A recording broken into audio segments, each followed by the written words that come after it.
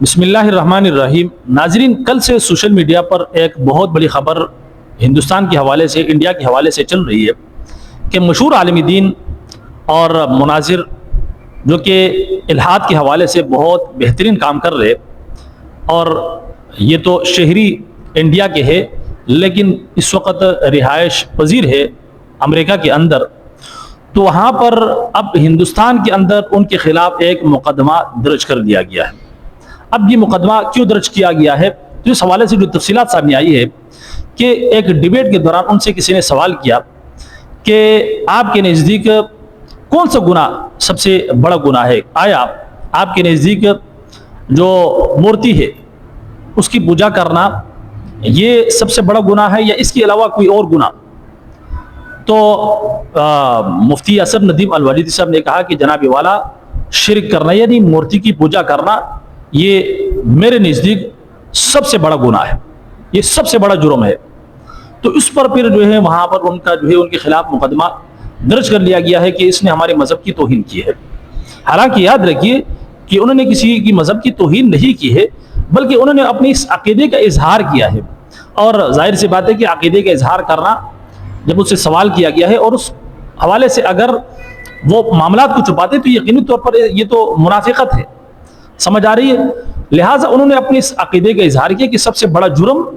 وہ شرک ہے، اللہ کے ساتھ شریک ٹھہرانا۔ تو یقینی طور پر اس میں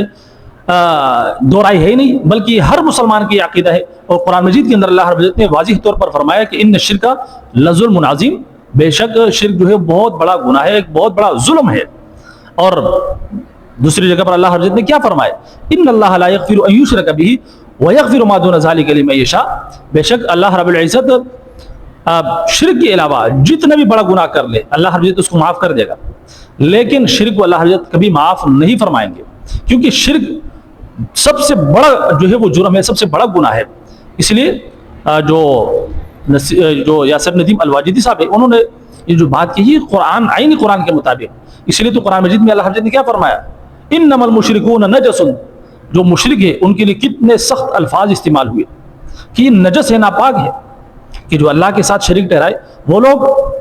کہ جن کو اللہ رب العزت ایک حقیر نطفے سے پیدا کرے اور پھر ماں کی پیٹ میں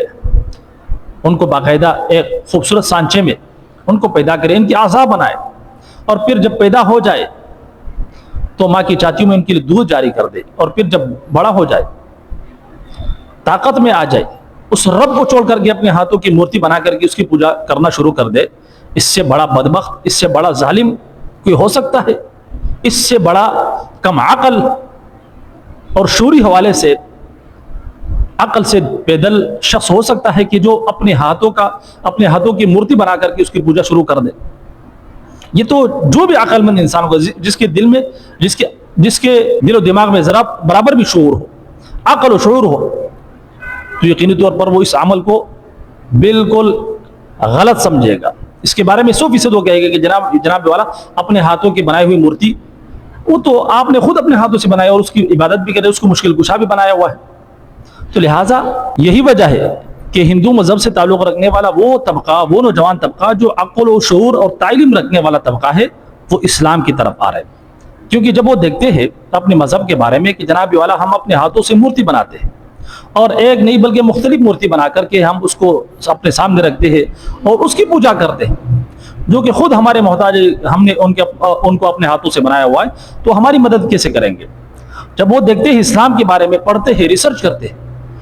کہ اسلام کے اندر ایک خدا کا تصور ہے کہ جس نے اس پورے کائنات کو بنایا ہے، تو پھر یقینی طور پر یہ عقل اور شعور میں آنے والی بات ہے کہ یہ پورا کائنات یقینی طور پر خود بخود نہیں بنا، اللہ کے بارے میں جو تصور اسلام نے دیا ہے یقینی طور پر وہ عقل و شعور میں بھی آنے والی بات ہے، اور یقینی طور پر وہ اسلام سے اور قرآن سے ثابت بھی، اور آج تک سائنس نے اس کا انکار بھی نہیں کیا ہے۔ تو یہی وجہ ہے کہ لوگ اسلام کی طرف آ رہے ہو۔ تو بہرحال کہنے کا مقصد یہ ہے کہ وہ اس وقت واجدی صاحب کے اوپر یہ مقدمہ درج کیا گیا ہے، تو یقینی طور پر صرف واجدی صاحب کا عقیدہ نہیں بلکہ ہندوستان کے اندر رہنے والے تقریباً 30 سے 35 کروڑ مسلمانوں کا یہ عقیدہ نظریہ ہے۔ تو کیا آپ سب کے اوپر جو ہے مقدمہ درج کرو گے؟ تو لہٰذا چونکہ یہ عقائد کا انہوں نے اظہار کیا، اپنے عقیدے کا اظہار کیا ہے، اور یہ انسان کا ایک بنیادی حق ہے کہ وہ اپنے عقیدے کا اظہار کرے اور اس پر جو ہے کھل کر وہ عمل کرے۔ اگر کوئی شخص ایسا ہے کہ جو اس بات پر مقدمات درج کرنا شروع کر دے، ایک ایسا ملک جہاں پر اگر کوئی شخص اپنے عقیدے کا اظہار کرتا ہے اس پر جو ہے اس کے اوپر مقدمات درج ہو، تو یقینی طور پر یہ انسانیت کی جو بنیادی حقوق ہے وہ غصب کرنے کے مترادف ہے۔ تو لہٰذا اس وقت ہندوستان کے اندر بالخصوص جو مسلمان ہیں ان کے بنیادی جو حقوق ہے وہ غصب کیے جا رہے ہیں۔ تو انسانیت کے جو علمبردار نام نہاد تنظیمیں ہیں، جماعتیں ہیں، اس پر خاموش کیے ہوئے۔ تو لہٰذا مودی میڈیا کو اور اس کے علاوہ نریندر مودی کو بھی سوچنا چاہیے کہ آپ کتنے مسلمانوں کے خلاف مقدمات درج کرو گے، کیونکہ یہ تو ہر مسلمان بچے بچے کا عقیدہ ہے کہ اللہ کے علاوہ کسی اور کو مشکل کشا، حاجت روا ماننا اور کسی اور کی عبادت کرنا یہ سب سے بڑا جرم ہے، یہ سب سے بڑا گناہ ہے۔ ان الشرک لظلم عظیم۔ تو لہٰذا آپ مسلمان بچے بچے کے خلاف مقدمات درج کرو گے۔ بہرحال اس حوالے سے آپ لوگوں کی کیا رائے ہے، کمنٹ سیکشن میں اپنی رائے ضرور دیجیے۔ اجازت دیجیے، السلام علیکم ورحمۃ اللہ وبرکاتہ۔